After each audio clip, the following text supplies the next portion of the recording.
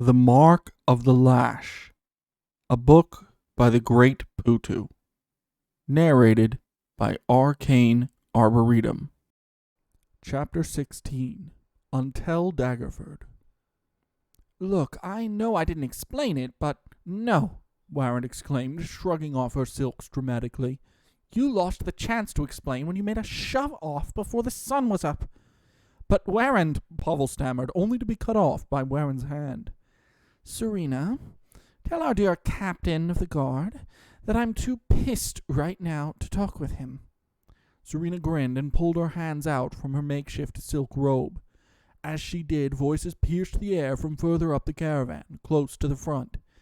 Pavel's head snapped to their direction. Without a word, he urged his horse forward and took off, leaving the pair in the dust. "Hey," Warren said dejectedly. "I wasn't done yelling at him." "What's happening up there?" The silks fell from Serena's shoulders as she stood up on the bench, craning her neck around the moving wagon in front. Even from her height, she could barely make out Pavel and the other guards riding next to the Zoltan's carriage. Off to the right, a figure was jogging alongside the wagon train, though she couldn't make out who it was. "Don't know, but you best sit down, boss." Warren tugged at Serena's arm, pulling her back into the bench. "Stay seated when the thing's in motion." Yeah, Serena sighed before wrapping the silks back around her. "We don't seem to be stopping, though. Must not be a huge problem." "Maybe," Warren said, returning her arm to the backrest. "Suppose we'll figure out later." One last overnight stop along the tradeway, and the caravan would finally be clear of the misty woods. Until then, another guard rotation kept watch as the wagons settled in for the night, only some paces away from the tree line. Serena thanked the gods above that she was not assigned for tonight's rotation. Gentle murmurs of conversation filled the food line as Serena and Warren waited their turns. Though the day had been long, many teamsters were excited about the prospect of real beds in the not-so-distant future. They stood behind Krakaw in the food line, though he paid them no heed, more animated than Serena had seen him for some time. Krakaw talked business with his employer, chattering on about the inadequate sizes of cages for the various birds. To his credit, Krakaw's employer seemed to be taking his suggestion to heart, repeating each suggestion back to the Aarakocra as he made them. Next to Serena, Warren rubbed her eyes, as though she could scrub away the dark circles that seemed to live there. She looked as though a stiff breeze might blow her over. "Tired?" Serena asked as they moved forward. Warren nodded. "Very. Want to eat and call it gods." She gestured to Krakaw and lowered her voice. "Hey, does he not like me or something? I feel like he never talks to us anymore." Serena shrugged. "He's always been prickly. I wouldn't worry about it." Warren shook her head but remained silent as they approached the front of the line. As they were served and stepped out of line, bowls of soup in hands, the only food they seemed to be served anymore, Serena noticed Pavel off to the side. Similar dark circles sat under his eyes, and his normal straight posture was replaced by a more slouched stance, the look of a man who could drop at any moment. Serena nudged Warren and with one hand signed, "Meat, back, wagon." Warren nodded and took the soup bowl from Serena. "Sounds good. See you in a few."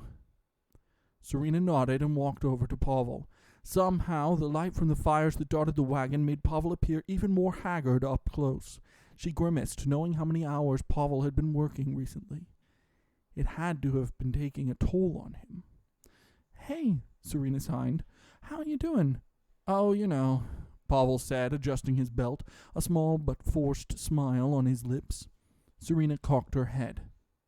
"I don't, actually. That's why I'm asking. You look dead on your feet." Fair." Pavel shifted his weight and adjusted his belt again. "Well, we had a situation, I suppose, with the Zoltans. Been dealing with it all day." "Oh." A sense of unease seemed to settle in her bowels. "What happened?" "Well, the lady booted the lord from the wagon. He was jogging to catch up. Lady was just laying into him." Pavel grimaced. "Honestly, been a while since I've heard that much verbal shit thrown someone's way. Beats my old drill captain's. She was threatening to kill him where he stood, walked, I guess. And all the Lord could do was apologize over and over again. Went on for hours. Had to convince her to let him back on, but that was a while ago. She's been pissed since. Pavel crossed his arms. He's got no stones in him. Did she do anything to him? Beat him up a bit, yeah. Nothing new, just the usual bruises and marks from that lovely relationship. Slapped him pretty hard, too. Serena knew she shouldn't be concerned, especially with someone like Lord Zoltan. Whatever happened with him happened, and there wasn't anything she could do about it, nor did she care to do anything about it. At least, that's what Serena wanted to tell herself. You didn't happen to see him when we stopped tonight, did you? Serena signed, hoping her voice came off indifferent. Who, the Lord? Pavel glanced up and scratched his chin. I think he took off into the woods just as we stopped. I'm not sure. What? Serena exclaimed. Pavel almost jumped out of his skin. How did he get past the guards? You just let him walk off? Why does everyone yell at me? Pavel grumbled, rubbing his head. Yes, he went into the Misty Woods, Serena. I'm not too worried about him. He looks like he can handle himself. You try stopping him when the contract says not to touch those two. So after all that talk about being worried about what's in those woods, Serena waved a hand towards the trees. You just let a member of the caravan walk right in. For someone like him? Yeah, Pavel replied, sincerity in his voice. Serena's hands twitched violently, letting loose a guttural sound through Pavel's head. She spun on her heel and began marching toward the trees. I didn't know you could make that sound, Pavel yelled after her. Serena ignored him and marched off past the meal wagon. It took Serena only a few seconds to walk past the wagons and stand before the dark trees. They lived up to their name, as an ominous mist hovered about the trees, concealing anything further than 3 feet in front of her. One of the caravan guards, a tall woman who Serena had only spoken to once before, sat on her horse towards the edge of the woods, further down the caravan. She began to turn her horse around and ride to her before Serena raised her hands, slightly higher than she normally did. All good, she shouted. Pavel said I could go. The guard halted her horse, face twisting in thought. After a moment, she stuck a thumbs up towards Serena and leaned back in the saddle again. Serena turned away and rolled her eyes. None of the guards, save Pavel, were paid enough to investigate a claim like that. Serena raised her hand, focusing on the well of power within her. A bright flame sprung up from her palm, burning away the mist, darkness, and whatever childhood fear that still clung to the back of her mind. Worry gnawed as she stepped into the trees. She knew that Pavel and the guards were likely exaggerating whatever it was in the woods, but that didn't change the fact that Serena hadn't a clue how to find the drow. It wasn't as though she could just yell his name. Though if anyone had seen Lord Zoltan, it was probably the guard. For a moment, Serena thought about going back and asking, but came to the conclusion that it would cause more problems than it was worth. She paused and took in her surroundings. With a glance behind her, Serena realized that, if Lord Zoltan was somewhat smart at all, he wouldn't go far enough in to lose sight of the caravan's lights, which, thanks to the mist, meant that he should be close. Sucking in a deep breath, Serena focused on the already burning flame. It burned taller, wider, until the light shed in a large radius around her. As she stepped forward, she swept it around, her head on a swivel, scanning the trees around her. Nothing. She cursed silently. Not for the first time did Serena wish she knew some way of screaming, though if she had just listened to Ned. Serena? A familiar voice called out from somewhere deeper in the woods. Serena pivoted towards it and held the flame high, before finally locating the voice's source. Lord Zoltan sat on the ground, leaned up against a tree, one leg tucked to his chest. As always, his usual dress attire had been swapped for another pair of dull brown work clothes, somehow rattier than the last pair. A slap mark burned brightly against his cheek, emanating with a dull glow. He turned his head towards Serena, and as he did, she realized that he sat in a puddle of sweat.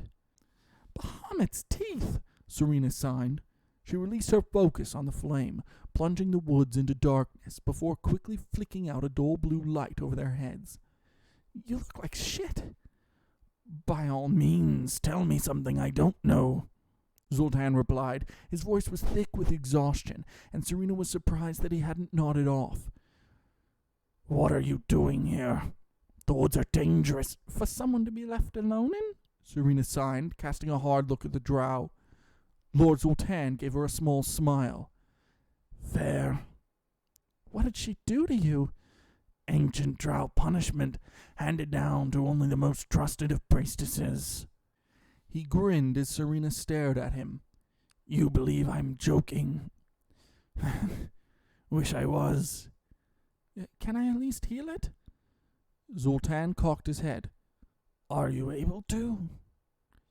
Yeah, I'm good for more than just lighting fires. Serena crossed the distance and knelt beside the drow.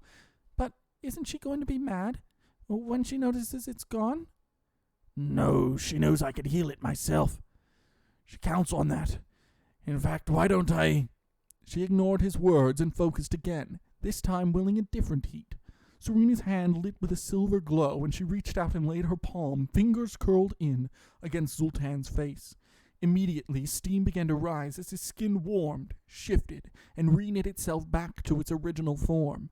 The drow grimaced and bit his tongue as he squeezed his eyes shut. After a moment, the light and steam faded. Serena pulled her hand back and admired her handiwork. It was as though the slap had never occurred.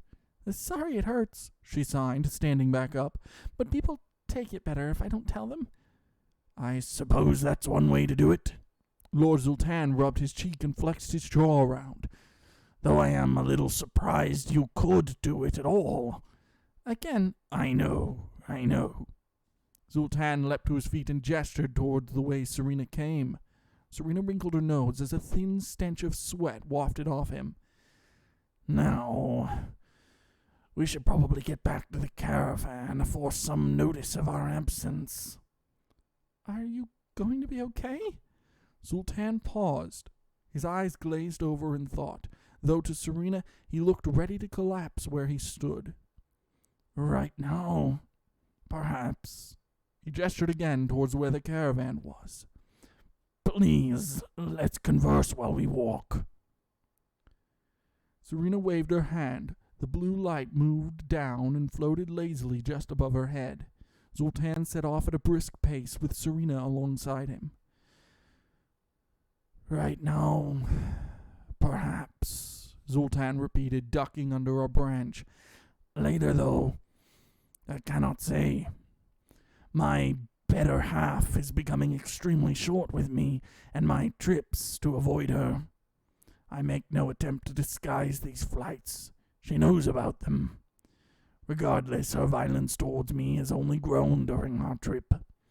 She falls into her rages and looks for something to lash out against, which often happens to be me. Tonight has been the first in quite some time where she's been more violent than normal, and I feel as though if we don't settle things soon, well... Zoltan let his words hang in the air. Serena grimaced. Well, you've told me enough, I suppose, if you need my help.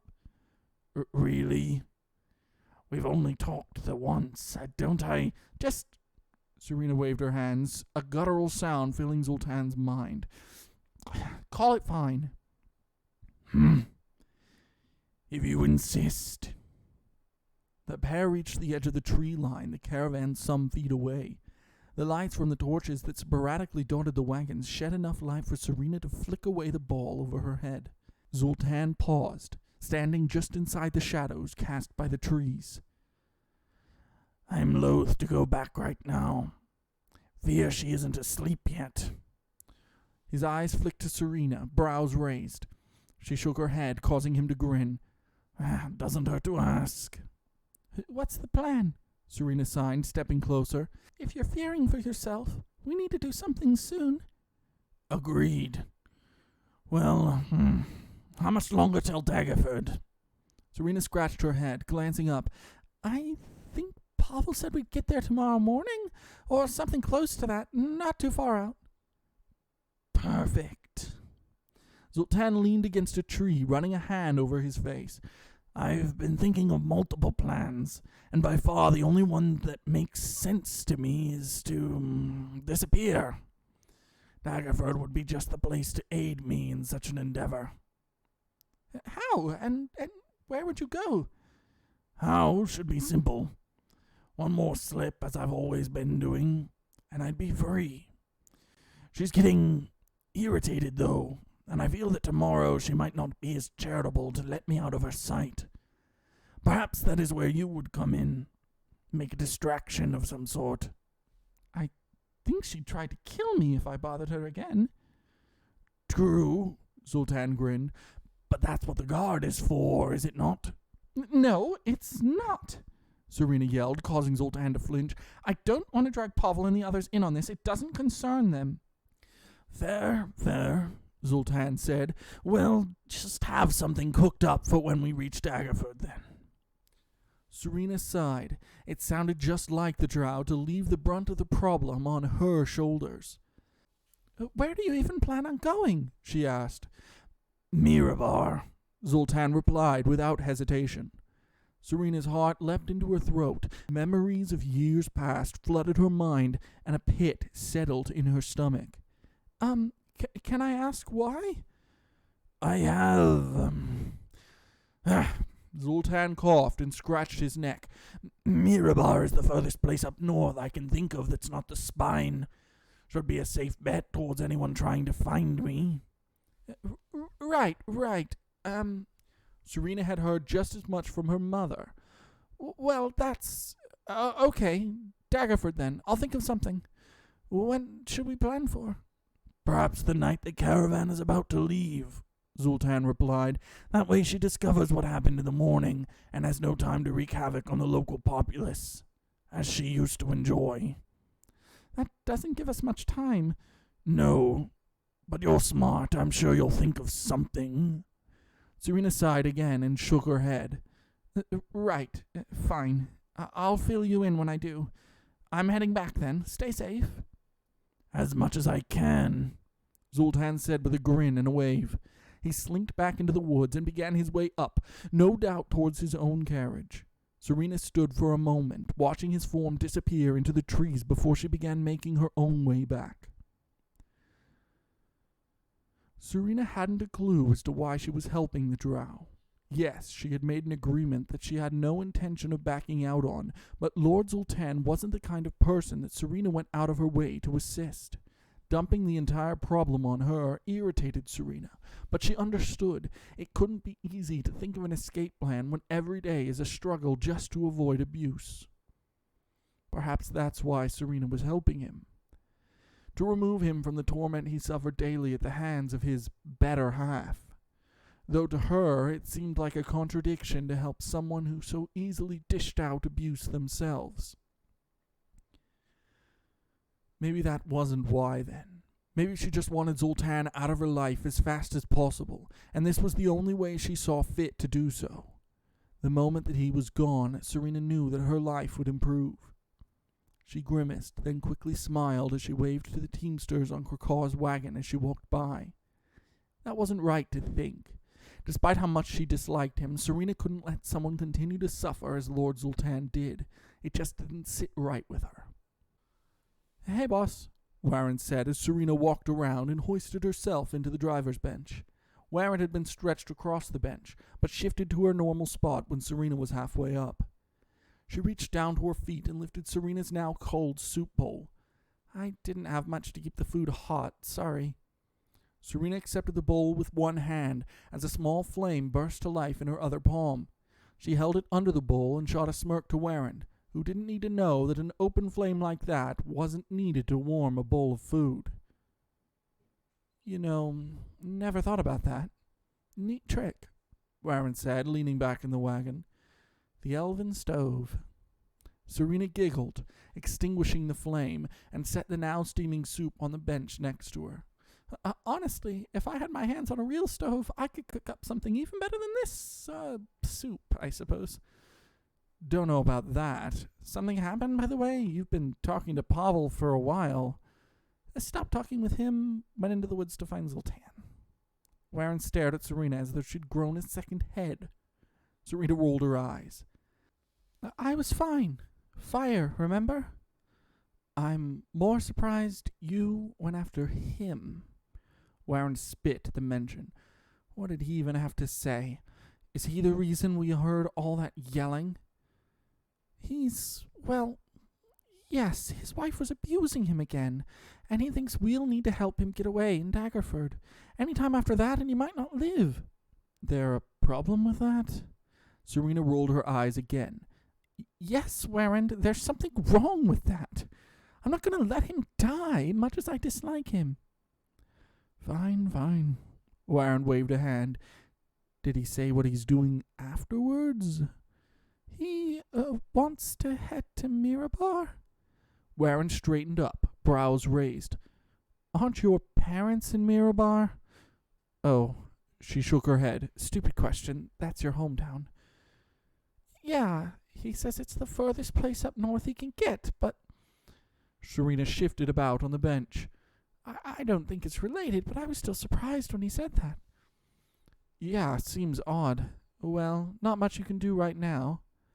Warren leaned back again and laid her arm across the backrest. Did he say how he plans on getting out? Serena shook her head. No, that's on me to figure out. Not thinking about it tonight, though. She picked up her soup, now cooled, and began sipping from it. Of course, that piece of shit throws it at you. Warren grumbled. Her arm slid down the backrest and laid across Serena's shoulders. Well, we'll think of something. Shouldn't be too hard to figure out, right? Serena nodded and hoped she was right.